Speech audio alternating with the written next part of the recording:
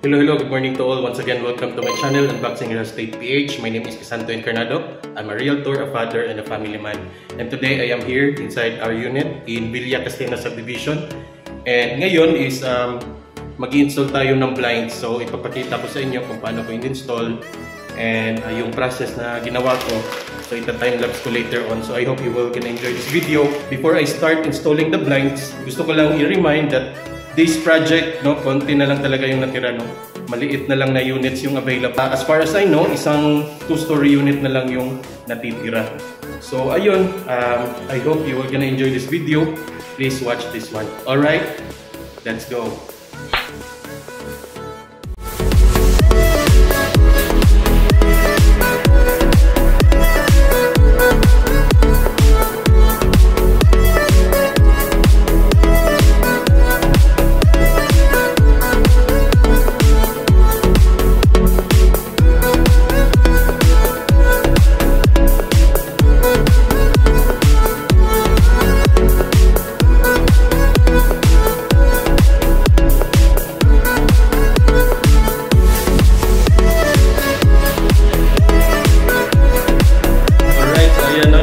Na yung pag-install ko ng blinds for our window. So, malaking blinds yung kinuha namin kasi this unit has a large window design. Malaki yung length niya at saka width. Medyo natagalan lang ako kasi yung itong drill ko is low-watt pala yung battery. Dalawa siya actually, tapos yung dalawa low-watt. Pero nung tinignan ko kaninang umaga, green naman siya kasi may indicator siya na green pag full charge. But what happened was, ayun, hindi pala siya full charge kasi matagal-tagal ko na din itong hindi nagagamit. So, kung napapansin nyo sa time-lapse ko, pabalik-balik ako kasi wala pang kuryente dito sa unit namin. And pina-under ko yung sasakyan ko kasi may 220 volts yung sasakyan. So, doon ko na muna siya na-charge. So, salitan lang.